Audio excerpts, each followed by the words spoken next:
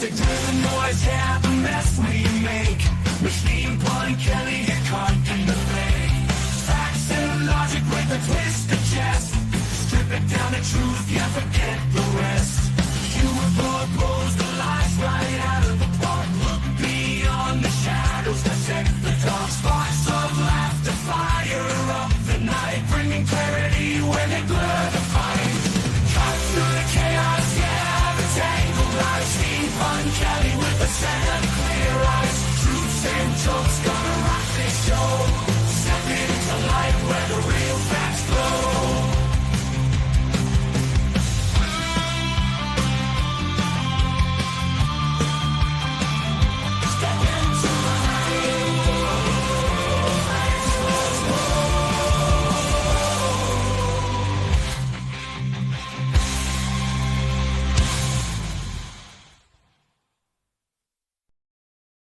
Hello and welcome to another edition of the Pun Show.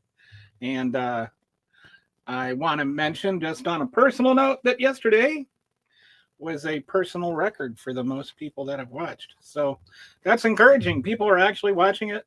I hope you're enjoying it. I think I'm figuring out what I'm doing a little bit more.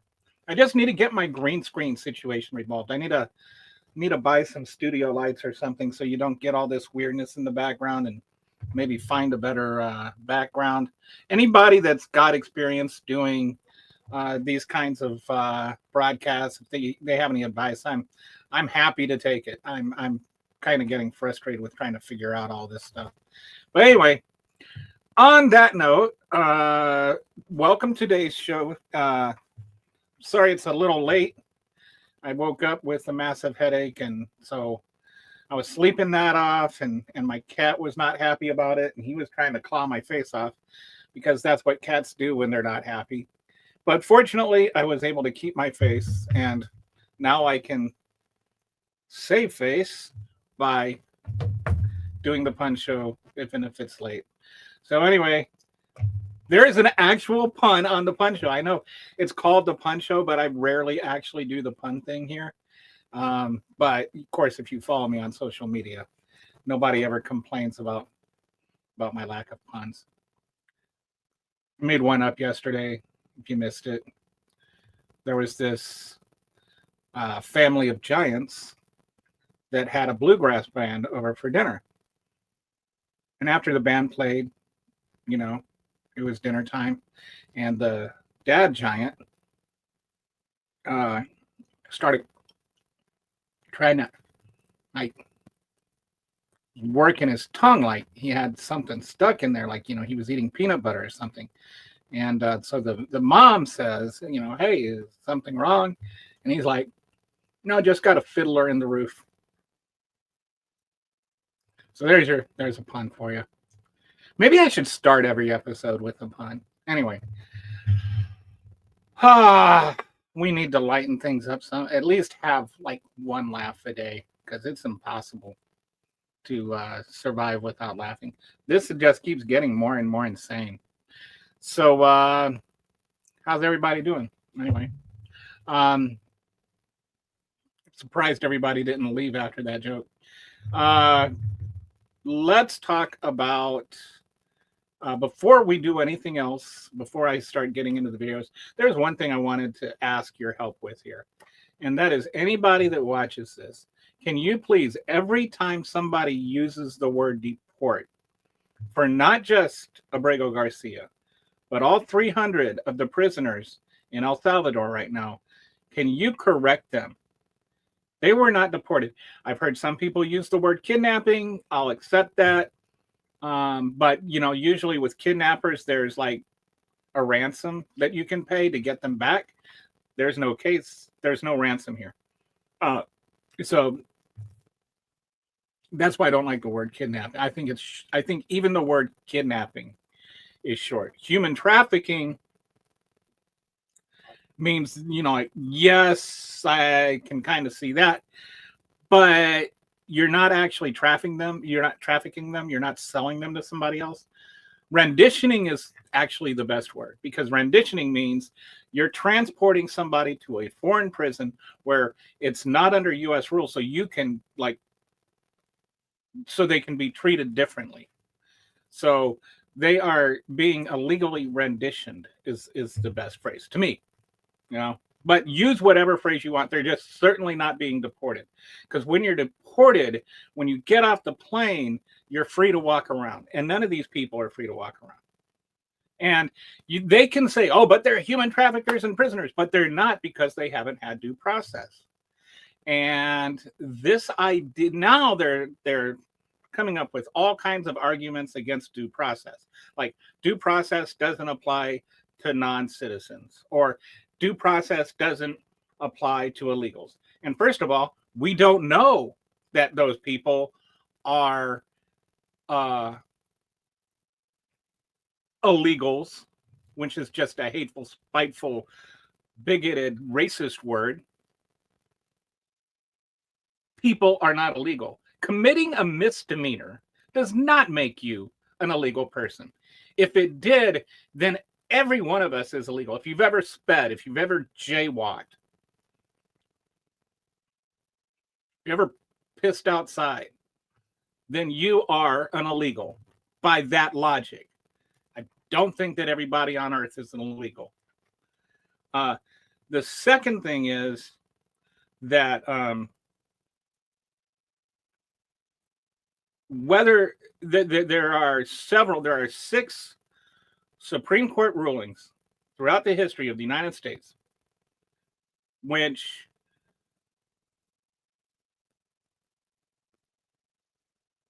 have gone and ruled on the ideas of whether due process applies to non-citizens or even citizens that are here illegal, or non-citizens who are here illegally, or migrants that are here illegally.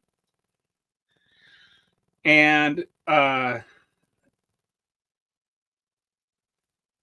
that end, I'm started working on a series of 6 whiteboard videos that will go into each of those 6 cases. So I'll do 6 of them independently, and then I'll stitch them all together to make one longer whiteboard video. So if you're interested in that, watch the channel. If you're not already subscribing, click subscribe so you can make sure you get them. It'll have its own playlist that'll also be under the immigration and whiteboard playlist. But I feel like I don't like sometimes I don't know if it does any good to push back with facts, but at least it's good to have facts that we can push back with, because you're not going to necessarily convince every single MAGA. But if you convince 1 or 2% of the people that voted for Trump, because not all Trump voters were MAGAs.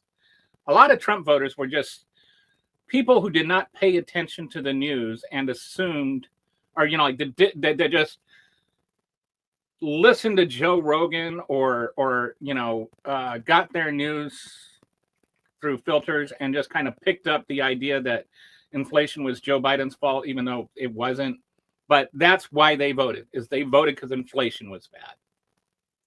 And so they voted for Trump. So those people, when they come and they say, well, what about, you know, I thought that due process only applied to citizens. So to those people, if you have actual facts that you can push back with, it can be helpful. So anyway, I'm going to do those whiteboard videos. I hope you can watch them. I hope you can share them if you have to with people that maybe, you know, like don't know the facts are. But in addition to that, you know, if you've ever had, when I was in college, there was a course called Propositional Logic. And it was, to me, a most important college course I had. It taught you how to diagram an argument in mathematical terms. So it would be, you know, like just A and B, like ignore the actual argument and look at the logic of the argument. And then, you know, it taught you how to mathematically prove or disprove arguments. And then it also like talked about fallacies. And there are fallacies that have names. And A fallacy is just as bad as a lie, and oftentimes it is worse than a lie because there's truth behind the fallacy, but the truth is misleading because it's only a half truth or it's an irrelevant truth. And so, not with all of the clips today that we're going to review, but with a lot of them, I just started picking up. There's a lot of fallacies going on, and we need to start addressing those too.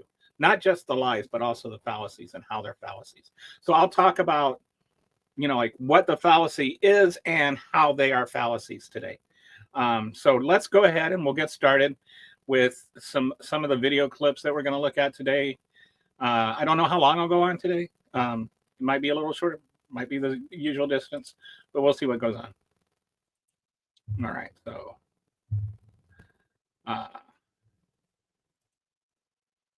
just okay. We're gonna start with Kerosene McScreechy. And these are a broad category. The ones that Marty mentioned, like ADHD, the neurological disorders, ADD, ADHD, speech delay, language delay, tics, Tourette syndrome, narcolepsy, ASD, and autism. All of these are injuries that I never heard of when I was a kid. They were not part of the nomenclature. They weren't part of the dialogue. There was zero spent in this country treating chronic disease when my uncle was president. Today, it's about $1.8 trillion annually.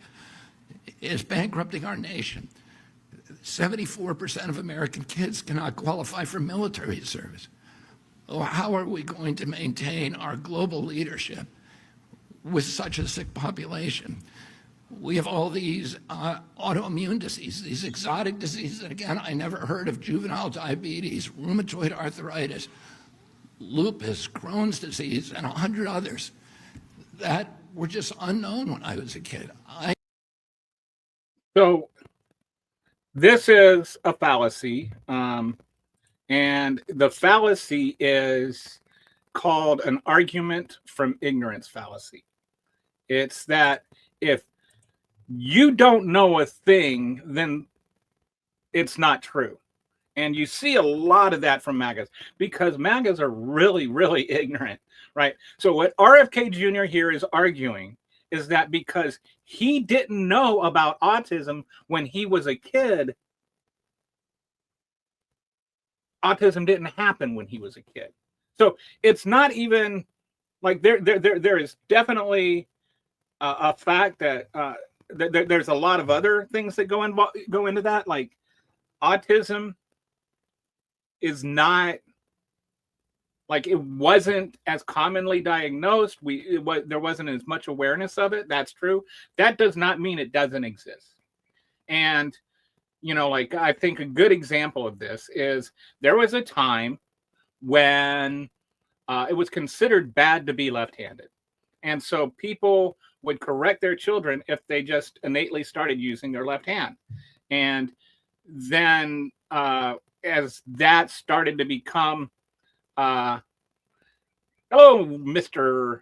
Crown Boy, thank you for joining. So the idea, so like if you were left-handed and you used your left hand, I mean, this is my left hand, but because the camera's reversed. I do know my right from my left, but you see my wedding fingers on there. So like they would correct people if they were using their left hand. And that correction was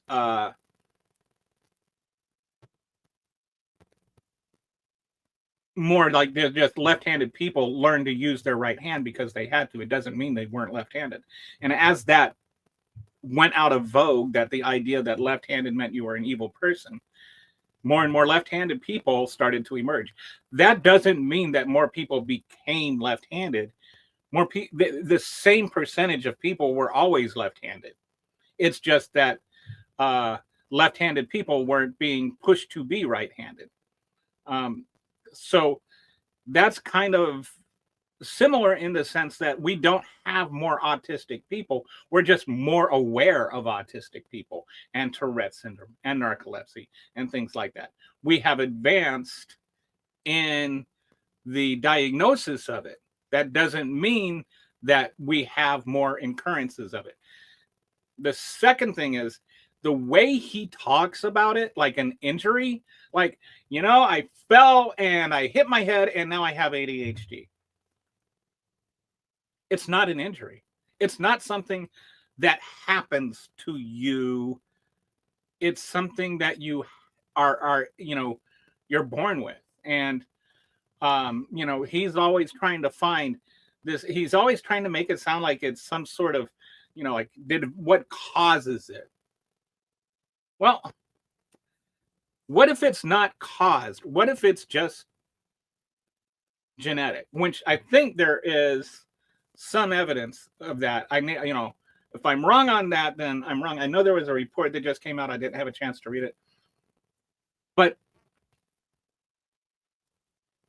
furthermore, I hate the way he talks about autistic people. And if I were autistic, I would be so offended.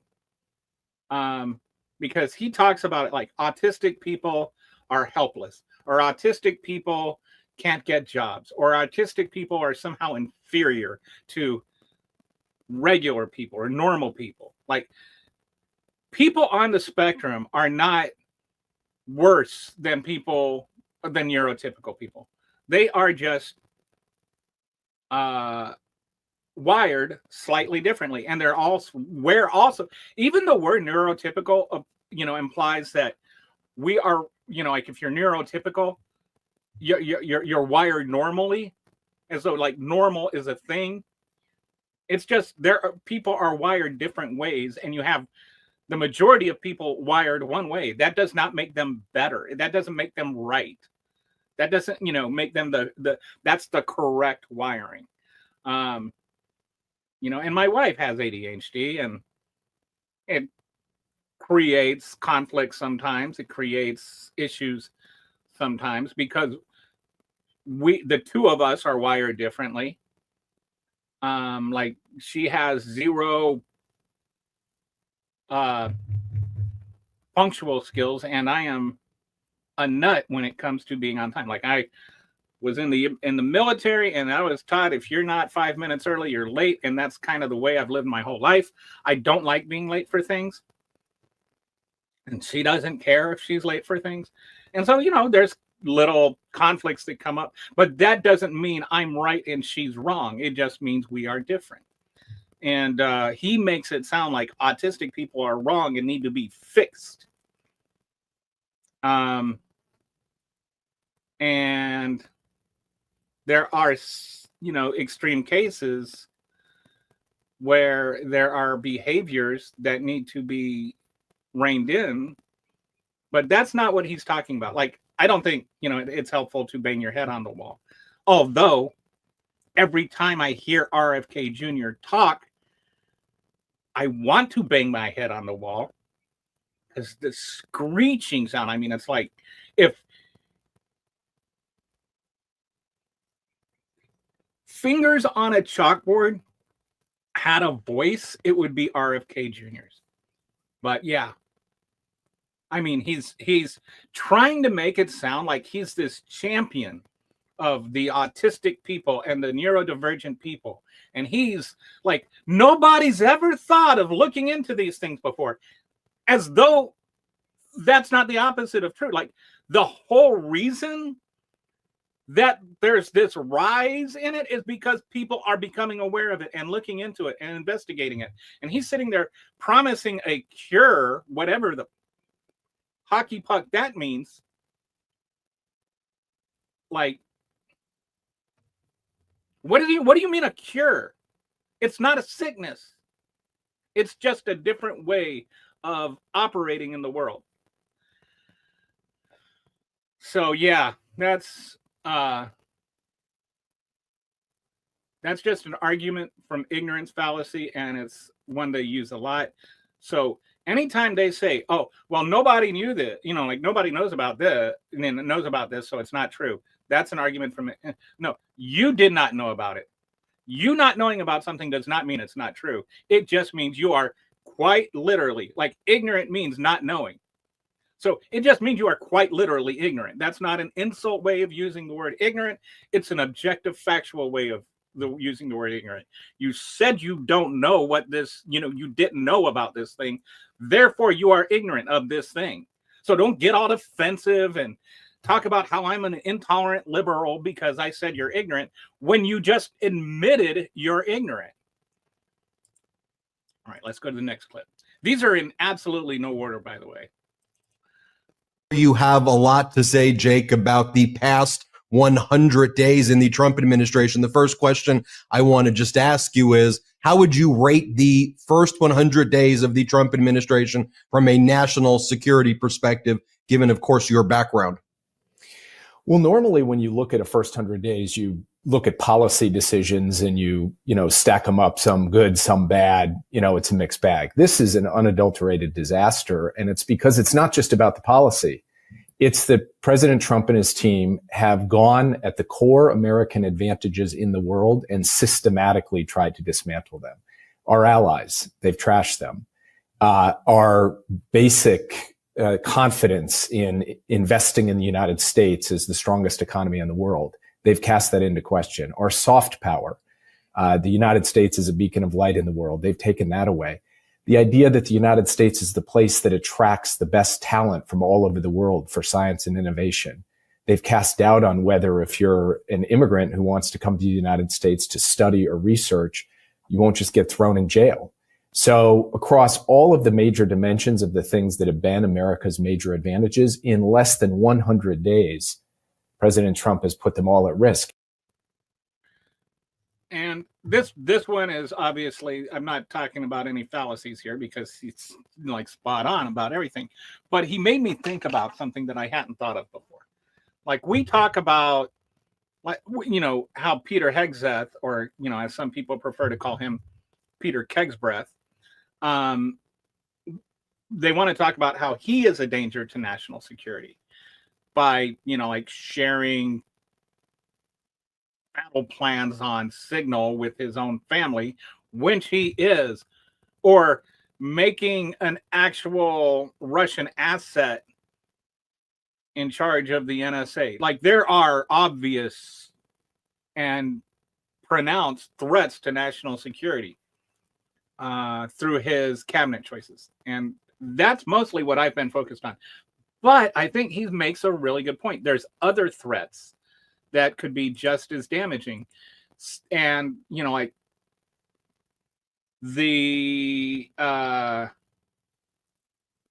way he's going after the student visas and throwing people out on arbitrary whims, on shutting down research, on all of these Doge cuts that he's making. Like all of those things together are also not only a threat to our national economy, not only a threat to our national freedoms, and not only a threat to our actual health as a nation, they're also a threat to our national security because they all undermine our strength as a nation.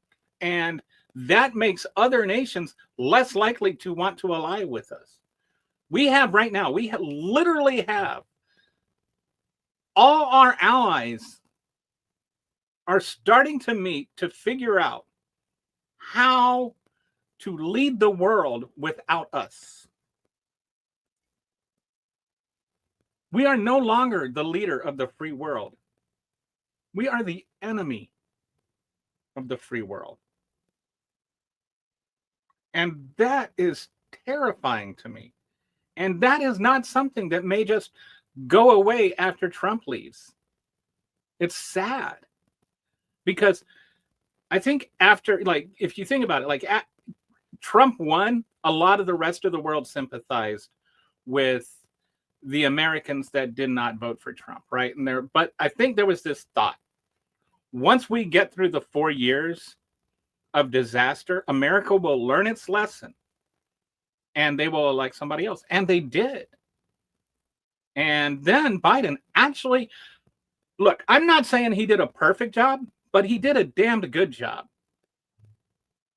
When Biden inherited the country, he inherited an economy that was in the tanks, and he brought it out.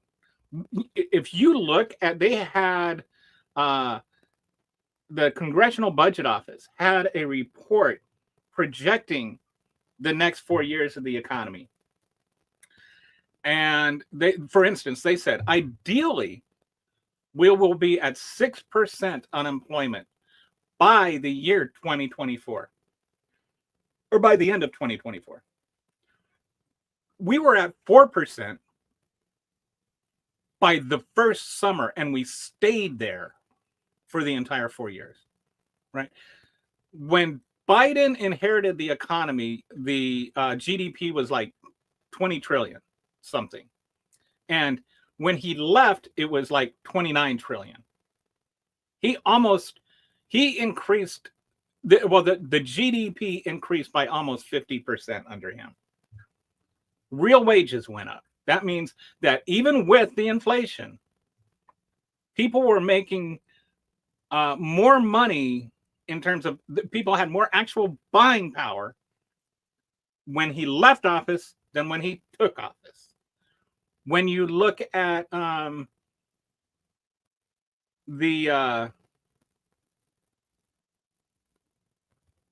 benchmarks within the economy, Black unemployment was at an all-time low. Hispanic unemployment was at an all-time low. The pay gap between blacks and whites was at an all-time low. The pay gaps between men and women was at an all-time low. All of this was a credit to Biden. And it's not like these are things that, oh, and, you know, like also remember when he took office, we had more civil unrest than at any time since like the 60s when the civil rights protests were going on. When he took office, we were in the worst pandemic in almost 100 years. When he and we didn't completely get rid of COVID, but we got it out of crisis mode. When he took office, the economy, I mean, like when you look at the economy, unemployment was through the roof. GDP was down. We were in a recession. In fact, the worst recession, I think, since 1987. And he had all three of those things together that he inherited. And when he left office, you didn't have national protests. You didn't, you had, the U.S. had become once again the strongest economy in the world. We had more energy production than we had ever had. Like, he actually did a really, really good job as president. And yes, I know there were issues with how he handled Gaza. But I have never heard anyone, either on the Israel, like Israel side or Gaza side, articulate a better way to handle Gaza or the right way to handle Gaza. It's like there's almost not a right way. And I've had a lot of discussions with a lot of really smart people about it, and I have not heard like the way that he could have prevented what's happening right now. It's maybe everything is not just under the power of the president of the United States. And, you know, you can say, well, he sent all these weapons to Israel, which enabled it. But if he hadn't, we don't know what would have happened. Like Hamas, which is not Gaza, did attack Israel, right? Hamas, which again is not Gaza. And I very much am aware of the distinction and argue that distinction quite a bit. But Hamas did attack Israel, and Israel was trying to get back their hostages. And even while all of that was happening, Hamas did try to launch another offensive against Israel. So let's say we didn't give them weapons. And then Gaza attacked Israel again, only this time it was worse. Or not Gaza, but Hamas attacked Israel again, and this time it was worse.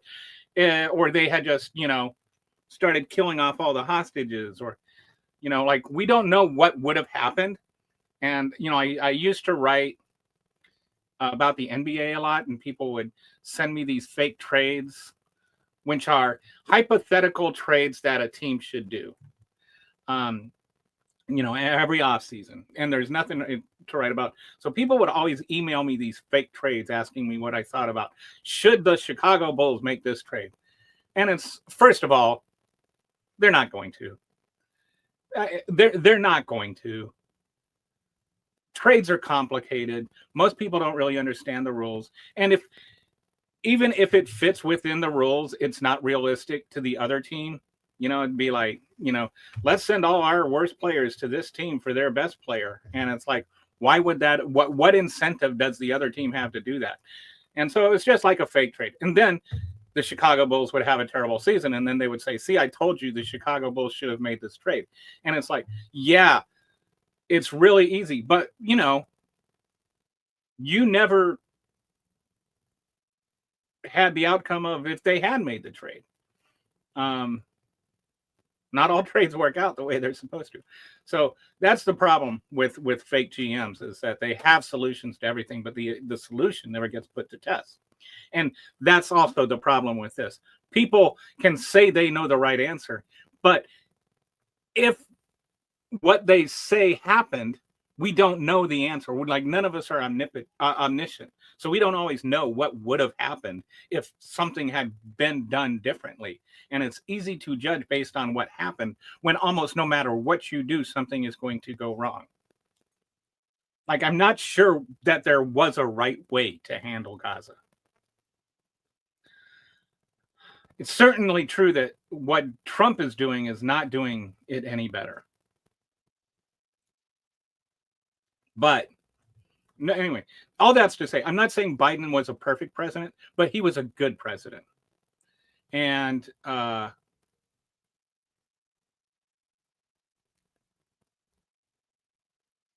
we didn't learn. It's like we forgot our lesson. We forgot the difference between an imperfect president and a corrupt, nihilistic psychopath as president. And so we went back. We're like, well, gas was cheaper under Trump. And so we went back to Trump, as though Trump had something to do with gas being cheaper in a positive way. Gas was cheaper because nobody was driving because COVID was rampant. I mean, it's like people don't have brains sometimes. But I think the rest of the world looked at that and said, okay, they learned their lesson. But then when we reelected Trump the second time, the rest of the world is like, hockey puck that. We aren't going to deal with that anymore. Even if you reelect even if you get, elect a Democrat, we don't know what's going to happen 4 years later. We cannot structure our nation's security around your erratic behavior. And I think that's what's happening. And I think that is a real, real danger to national security. And that's why I think the damage that Trump is doing to the country is going to go way beyond this presidency. It could be decades before we recover from Donald Trump's ineptitude. And when that NSA guy was talking about it, I think he's really onto something. And I think it's something we need to be aware of. All right. Let's go to the next one. I'm not convinced, because I basically think what happened is that the president looked at the headlines that the stock market has collapsed, the bond market is collapsing, our global credibility is collapsing, and he finally met a force that is stronger than him, which is the U.S. economy and Jay Powell. And Jay Powell was not intimidated, and I think it's actually a lesson. If you were not intimidated by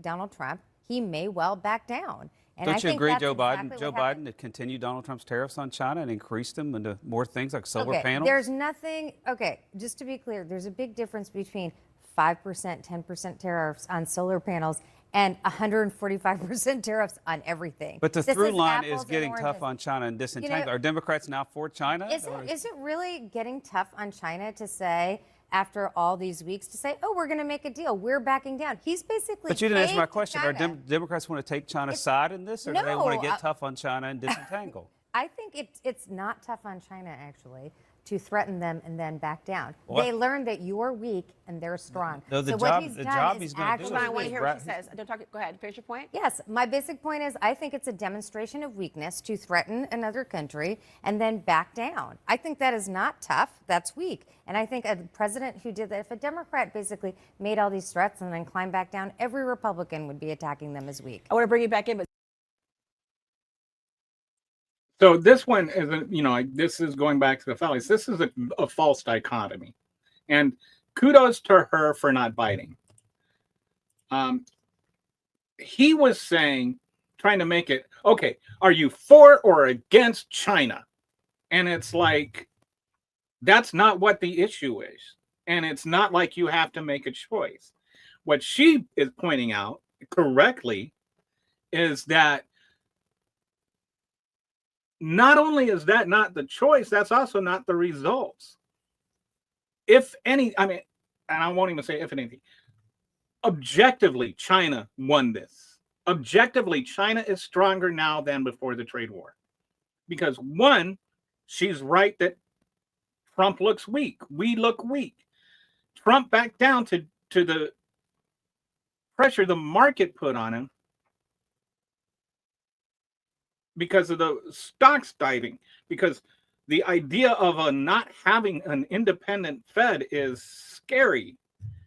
Because if you don't have an independent Fed, then that means that the president can do whatever they want with it, which is going to be in his interest, not in the nation's interest, not in the economy's interest. Do you think Joe Biden wanted the interest rates to keep going up because of inflation, which wasn't even his fault? Like, he got blamed for that too then, right? He got blamed for the independent Fed raising the interest rates. And the reason, if you don't know, the reason you raise the interest rates when there's inflation is that it cuts spending, because it cuts not government spending, but private spending. Because it cuts the amount of people it reduces the amount of people that are looking for private loans, because the interest they have to pay is higher. So they're, before they buy the new house or whatever, they're gonna hold off, wait for the interest rates to drop and buy it. But so since they're spending less money, and supply and demand and all that, prices hopefully start to come down, which they did. It worked. What Jerome Powell did worked. Inflation came down. Now, of course, Republicans are giving Trump credit for inflation that has started to come down a year before he was ever elected. But, facts do not matter with them. Okay. But the market was reacting to that. Trump reacted to the market reacting. And so he said, okay, well, maybe I'm not going to fire Jerome Powell, which I can't do anyway. He backed away from that battle. And now he's talking about, well, maybe we're going to pull back the tariffs on China and they're not going to be permanent and stuff like that. Which, he hasn't actually done yet. So, but he's looking like he's the one that's backing down, because he is the one that's backing down. China never backed down. China never said, and he's like, oh, we're negotiating. What? They keep talking about how they're negotiating with all of these countries, but I have yet to see another country talk about how they're negotiating with us. So that kind of makes me, especially when you're talking about the liar in chief that he is, I'm skeptical when he says we're meeting with 34 countries this week. And it's like, okay, do you have the Penguin delegation coming? Is that one of the countries? What countries are you allegedly having meetings with. So, but on top of that, the other reason I say China is getting stronger is that what I was just talking about, all these other countries are trying to figure out how to, navigate the world where the US is not the leader. And a lot of them are turning to China to fill the void. China has actually gotten stronger out of this. So this false dichotomy of are you for or against China, when he is trying to present in lieu of, or instead of answering the question about whether or not it makes Trump look weak to back down, which it does, he's makes it about the Democrats now like being for China because they're for China. And it's like, actually, if you're Trump's the one that helped China. So even your false dichotomy doesn't even have the right answer. But you'll see the Republicans present a lot of false dichotomies. So that a false dichotomy is when you present somebody a false choice. That it's either one thing or the other. And usually it has nothing to do with the actual subject. It's a shift in the narrative and then an artificial choice. So that, like, if you are trying to debate with a MAGA that is even remotely receptive to logic or honesty, then, just don't answer the question. Just say that's a false dichotomy. I really wish that propositional logic was a course you had to take in high school. I feel like if we knew what logic was as a nation, we would never have elected Trump. And Rush Limbaugh never would have been popular. When I was taking the course, this was back in 93, fall of 93. Maybe it was fall of 94. And, like this was like Rush Limbaugh was just starting to get popular. And so what our first, our assignment was to take an argument from a political figure or pundit and to go home and diagram that argument. Maybe it was like 5 arguments, whatever. Anyway, like a third of the class went home and did Rush Limbaugh arguments and came back the next day saying, I'm never going to listen to Rush Limbaugh again. Like, objectively reviewing his arguments convinced them he was full of shit. So I really, like, if people knew how to think, and when I say that, I mean that, like, really knew how to think, like, logically, we would not be where we are. Too many MAGAs don't know how to think. And there are some people like Ted Cruz or Josh Hawley or Shady Vance who know how to think, but they also know how to manipulate stupid people with fallacies. And that's what they do. If you pay attention to them, they're manipulating their stupid audience. Okay. Everybody who loves democracy. Thank you for your work at the ACLU, Anthony Romero, Executive Director. It's my privilege, my pleasure. Yeah. And they turned those buses around. We got the call from the Supreme Court. I think the clerk called at 1 a.m. to tell us about the order. And that was over the Easter weekend. It's been crazy, Ben. I mean, we have filed 39 lawsuits thus far, and we'd be here all day if we had to talk about all of them. But you got the major points, the highlights perfect. Well, what people don't realize is that the only reason that the district court and the Fifth Circuit ruled against the you all representing the migrants before it got to the Supreme Court was because Trump and his DOJ was saying, you don't have anything to worry about. We're going to give these migrants a hearing. They'll get their habeas corpus based on what the Supreme Court said before. But they were lying. They were lying while they were loading up. That was the issue. Totally. And when they're saying reasonable notice, they were trying to say that reasonable notice would be as little as 12 hours to give someone notice that they're being deported out of the country into a third country. I mean, these are Venezuelans being moved to El Salvador. It's one of the worst prisons in the world. And the notice they were giving them were documents in English that they could not fully apprehend. So I mean, that really is going to kind of, I think, stick in the craw of the Supreme Court. When they say reasonable notice, you can't say a paper that the person can't read within 12 hours and we just shuffle you out of the country into a third party country and lock you up possibly for the rest of your life in the most dangerous prison in the Western Hemisphere. And that's saying a lot is really, I don't think it's going to fly. So if you were busy this Easter weekend and you didn't really catch the story, they almost shipped off. They had this this hearing, and then they were told, you know, that they were like, yeah, we reserve the right. They said we're not planning on shipping anybody out right now, but we reserve the right to ship people out. And because they said they weren't planning on it, then it was like there was nothing to rule against. They couldn't rule against these particular people being sent out. So the court said okay, and they signed off on that. And then as soon as they signed off on that, the Trump administration packed everybody on a bus and sent them to the airport to deport them. Not to deport them, but to rendition them. And so like an NBC camera crew like was following the bus. It's actually pretty intense. They were following the bus and it went past the airport exit and then it turned around and came back because the ACLU had immediately filed a restraining order against this and was able to prevent them from being able to send everybody off.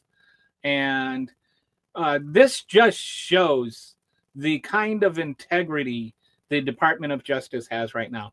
They knew what they were planning on that all along. It was not like, oops, we accidentally tried to send more people to a prison illegally. And even like the Supreme Court having already said that you have to give people a reasonable notice, it was because you need they deserve due process. The Supreme Court, this Supreme Court, with the exception of Justice Alito and the whitest Supreme Court justice of them all, Thomas, those two were the only ones to object to it. And it's just ridiculous that they would. But, you know, they are owned. But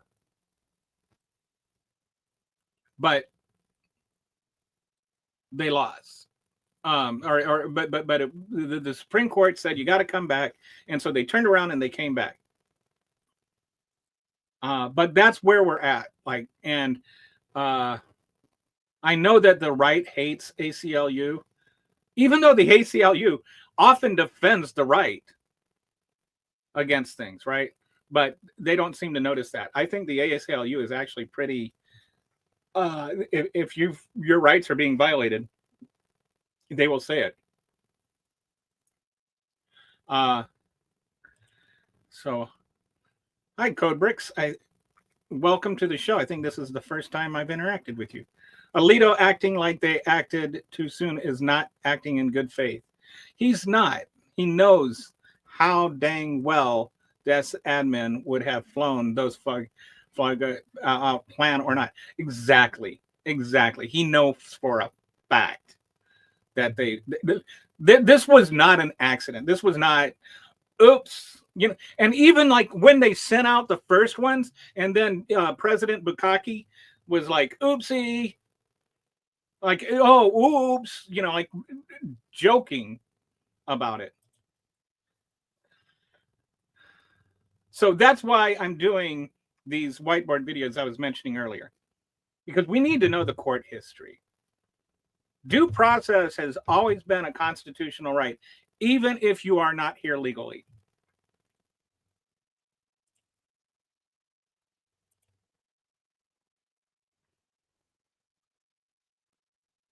Oh, here's one. People around there saying you're hurting your own people, and so you see people backing down. I think there is an argument. I believe the president shouldn't be able to render opinions. Scott Jennings is such a dick. about monetary You policy? keep repeating something that nobody ever said.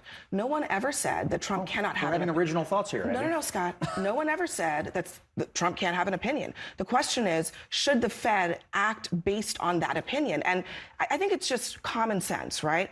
The Fed, it should be acting based on economic information and data, not anybody's opinion. Trump is not an economist, and as far as I can tell, does not even have a good grasp on how trade works, which is really problematic if he's going to then turn around and start telling the Fed how to do its job. Thinking is like, we don't want Donald Trump to have influence over the operation of the government. Really, And I just think it's wrong. We don't want to have Donald Trump have influence over monetary policy. That is how it has worked. That is where the confidence in this system of economics comes You said from. monetary policy. She said DOJ, military, FBI. What were the other things? Okay, I'm gonna hold on things. just a second. I'm going to reset because I'm going to change back to the original conversation because Scott, you are attempting to change the subject multiple times. I'm trying to decide what the president should have ahead, influence on our share, government. Michael. Sometimes I think we forget.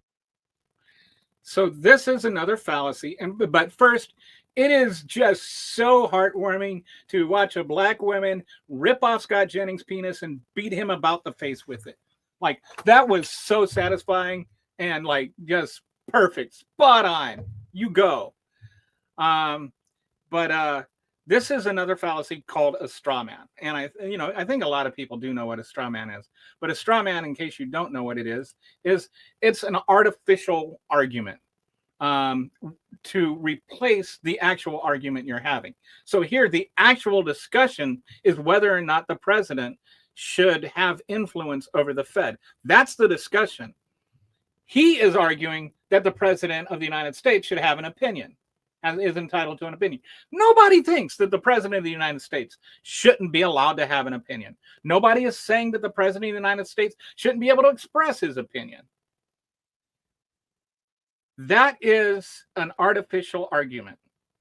It's not the real argument. It's not the discussion. It's a change of subject. It's changing an argument you can't win to an argument you can't lose, is what a straw man is.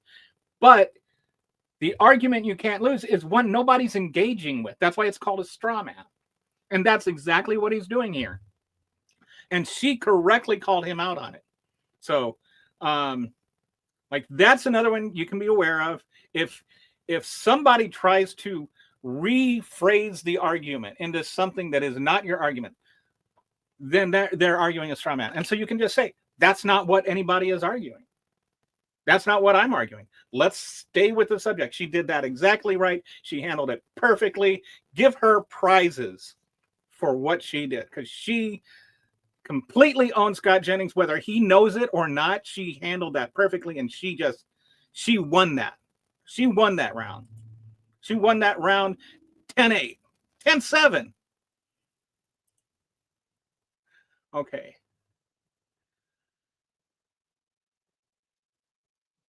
Next one. I'm going to step in here because I don't want us to change the subject. Here she goes again. We are My talking new about hero. the independence of the Fed. Do you agree or disagree that the Fed should be independent? I think the president should be able to That render actually an opinion is about that is a monetary yes policy. or no. Whether he should be able to fire him is an that open is question. a yes or no question. But Should the Fed be independent of the whims of any president of the United States? I think the president ought to be able to have Why opinions. can't you say yes or no? Previous presidents I think, Sure, I Michael, think it's an, hold on a second. I think it's an open question where they should be able to fire the head of the Fed. Some Republican senators don't agree. So, Scott. But I don't. all right. I just think the idea that the president should not have any opinion about monetary policy is crazy. I'm going to give you a third try on this one. Should the Fed's decisions about how they operate, the interest rates, when they raise or lower them, should they be independent of the president of the United States? Does independent mean they don't take his opinion into consideration? Independent means no, they don't take his opinion into I don't agree with consideration. that. I'm sorry. I think the president. Okay. I think hold the on. president should be able I'm to going to render an ask opinion. Charlotte, what do you this was taken in by the markets, that idea, right, this week. What was the reaction among people who are making money, they have businesses, they are operating in the financial world to this idea that people like Scott believe that the Fed should be listening to the president and act accordingly. That's not what I said. You put words in my mouth. I said, should he be able to render an opinion, and should the Fed take that into consideration? No. I think he should be able to have an opinion. I didn't say anything. And they should take that into consideration. It shouldn't be the only thing. I didn't but say he should anything. have an opinion. The president can have whatever opinions he wants. Yeah. What I'm asking is whether the Fed should be independent in their decision making from those opinions. I said, does that mean they can take his opinion into consideration? And I think they should take the president's opinion into consideration. That is not the only thing. That's let me see if Charlotte has some thoughts on this. I think it's very clear from the market's response that not just the desired outcome, the fundamental law of nature needs to be that the Federal Reserve, the chair of the Federal Reserve, makes decisions on monetary policy that are based on economic data, not on the whims of a president. And that's very, very clear. And I think, the job of the Fed is complex, particularly in the environment in which Trump has placed Jerome Powell, where you have a threat of slowing growth and increasing inflation due to these tariffs, right? So you have a stagflationary environment that's very hard for the Fed to manage. It is true that some investors probably, if Jerome Powell were to lower interest rates, I'm not going to predict how the market would respond. However, it's very, very clear that the market responds extremely negatively to even a hint that the president might intervene. There's a direct So this one is another fallacy. This is what's called reframing the issue. And the reframing the issue. So she asked, should the president be independent? And then he says, should the Fed take the president's opinion into consideration? Which is like, if he's arguing that the Fed should, then he is tacitly admitting that the Fed should not be, that he thinks that the Fed should not be independent of the president. But he's reframing the issue. He's answering the question in a different way, so he doesn't have to answer the question, if you follow me. Like, he doesn't have to actually give the yes or no answer. He's like, well, this is what I think. But he's not actually admitting that what she is saying is right, because he's reframing the issue to make it sound like he's saying something else. It's a little, in some ways, it's like a straw man, but it's a little bit different in that he's trying to change the issue rather than the argument. Yes, either way, whether you say that the Fed should not be independent, or that the Fed should listen to what the president's opinion is, it's the same thing. It's just using different words to say it. And he was using different words to say what she was saying, as though he was correcting her in saying it. But she wouldn't let him. The other lady wouldn't let him. Kudos to both of them. Like, we need to learn what fallacies are when we have them, not just the truth. Because I think on the facts, we definitely know what, the lies are. And I think we do a good job of correcting them. But I think sometimes we don't pierce the fallacies. And so if we know what the fallacies are, then we can address the fallacies. And if we address the fallacies, it might penetrate. It might not, but it's worth a try. All right, let's go to the next one. Okay, this one's not a fallacy one. It's just an insane Thank you all for joining us today. We're excited to be here for the launch of the Task Force to Eradicate Anti-Christian Bias as outlined in the President's Executive Order. Joining me today are members of the task force and individuals who have been impacted by the anti-Christian bias. Together, this task force will identify any unlawful anti-Christian policies, practices, or conduct across the government, seek input from the faith-based organizations and state governments to end anti-Christian bias. There's no such thing. They'd make it seem like, if you, like, for instance, accept that trans people are people, then that's like an anti-Christian bias, because you are accepting a position that is contrary to their faith. I'm sorry, but you do not have a constitutional right to make your faith law. And if somebody doesn't recognize your pseudo constitutional right to make your faith law, that is not anti-Christian. It's just anti-Christian bias. It's not anti-Christian bias, it's anti-Christian bias. In other words, it's not a bias against Christians, it's against a bias for Christians. So stop with the self-victimization. You're like saying you don't have the ability to victimize other people does not mean you're a victim. And this reminds me of something called the paradox of tolerance, which was coined by Karl Popper. And it says that, like, see if I can. All right, I can't find the exact wording here.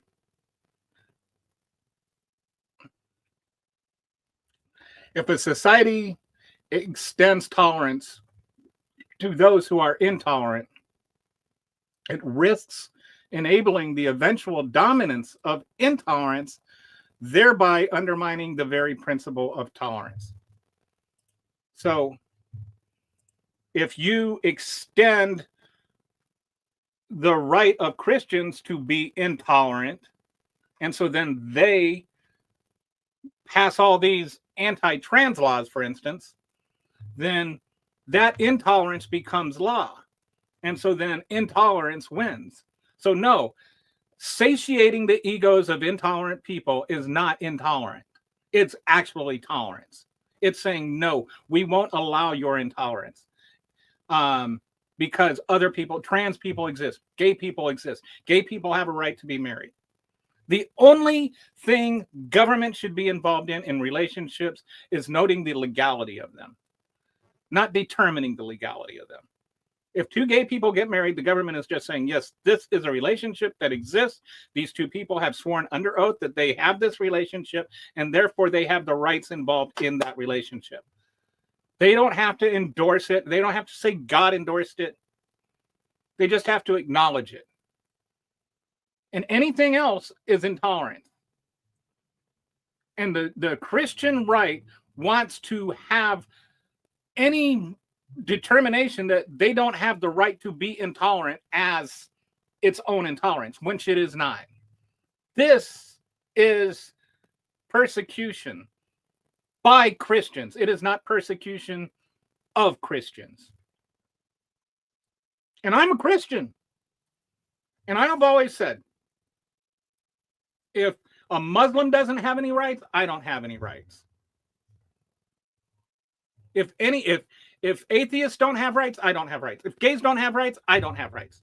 I don't have any more rights than the person that has the least rights.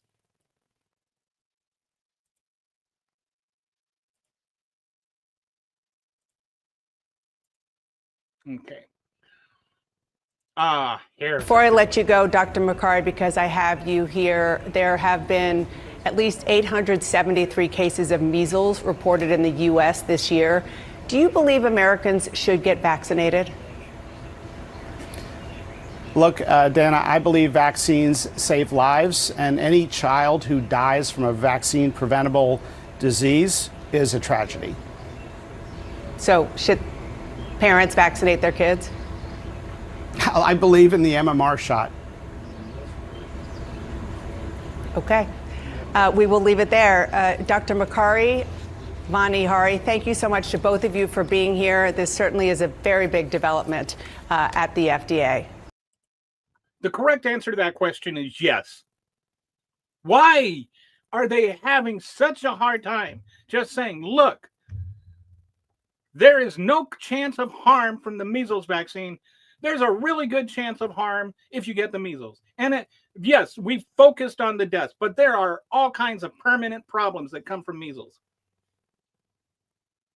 And here's something you may not know. I did not know this, but I had immunologist, however you say that word, on the program a few months ago, and he was talking about this, and it really blew my mind. But your immune system kind of has its own little hard drive within your white blood cells, right? And it remembers how to combat every single disease, right? So it's like, okay, we recognize that one, we're going to go after it. If you get the measles, it cleans your hard drive. It wipes out your hard drive. And so then all the other diseases, you don't have any immunity for them at all anymore. So there are all kinds of issues that can come from measles, even if you survive it. Like, not everybody dies from it. Like, it's only like one, like a small percentage of people that die from it. It's not like if you get it, you're going to die. But you could be screwed for life. You could be screwed for years. Like, there is like real damage that comes from the measles, even if you don't die from it. And I wish we would talk about more about that, like not just with measles, but also with things like COVID, to where we're not just looking at it strictly from a mortality perspective, but what about from a vitality perspective? What quality of how, not just is this going to kill you, but how is this going to affect your quality of life if you get it? Because there's a lot of people with measles that have lifelong impact from it, even though they survived. And it's just irresponsible for somebody that knows vaccines work to just not be able to just say, yes, if you're a parent, please don't believe the skeptics, get your child vaccinated. And in Texas, they've even had, like they've got these pseudo cures and whatnot, like vitamin A. They've even had people come in. They haven't had people coming in with vaccine injuries from measles vaccines, but they've had people come in with vitamin A overdoses, because you got the Secretary of Health and Human Services saying vitamin A is the best way to fight measles. And it's not. There's no evidence of that at all. That is something somebody probably made up to sell their vitamins and said, follow the money to sell his vitamins. They always say, follow the money. And big pharma's making so much money off of these vaccines. Well, follow the money. It's all about the money. And really, the best way to fight it is vitamin A. And I have the best vitamin A. Click down below to get your special 40% off deal. And it's only $60 for this bottle of, vitamin A that is the exact same thing you can get from Walmart for $1.99. Yeah, follow the money. If they're getting rich off of telling you to follow the money, then follow the damn money. How come they never follow the money when it comes to them? Okay, so let's go to the next one. I think this is the last one for the day. Yep. Before I let you go, Dr. because I have you here. Okay, we're going to get this right this time. First of all, I believe the people trust President Trump. I mean, we knew that this was not going to be an easy road, and I believe that President Trump is the ultimate negotiator, and we will get there. We're just having a few bumps in the road right now. I've been out this week in South Carolina's 3rd District talking to business owners and employees, and we realized what the purpose is. I mean, we talk about the border crisis, and everyone feels comfortable that President Trump has made good decisions to close down the border to secure our country. And I know the people in South Carolina's 3rd District feel that way. So I trust in what he's doing, and I believe we're going to get there. We just have to give him a little bit of time and patience to get us out of this mess that President Biden created. All right. This one is another fallacy that is known as a blind faith fallacy. Like, Trump said it, so it's got to be okay. It's got to be right because Trump said it. The Trump Almighty is what we get behind. Forget what your eyes see and what your ears hear. Forget what's actually happening. Forget the trade war. And they didn't run on it. They ran saying that there were tariffs, but they were running saying that other countries were going to pay the tariffs, and that they did not run on. They ran on the day he gets elected, the economy will magically get better.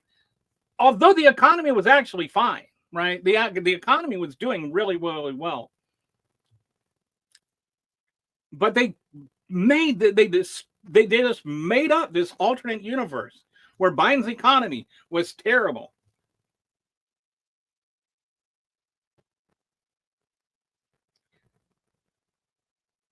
And now it needs to get worse in order to get better. But they don't define how much worse. They don't define what makes better. They don't define how we're going to go from worse to better. They say, oh, we're going to, rekindle manufacturing, but they don't say what manufacturing. 50% of what we import is actually used for manufacturing. So the tariffs actually hurt manufacturing. Something they don't acknowledge. Where are the details? The details are Trump Almighty said so, and we believe in Trump Almighty. And that's all that matters to them, what Trump said. And so that's like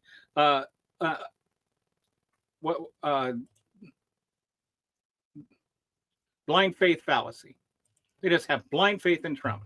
And if you don't have blind faith in Trump, then that's just because, you hate America and you hate Jesus, and that's it.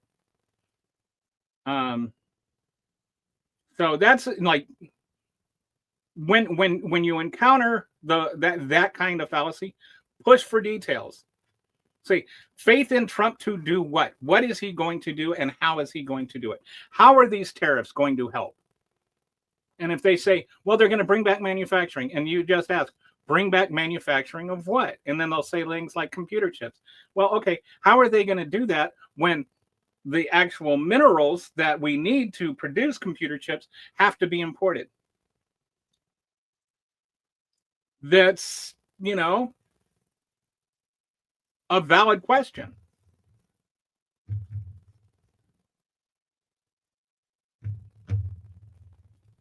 So anyway, make them defend Trump on the specifics. See if you can pop some bubbles. Like I said before, I do not think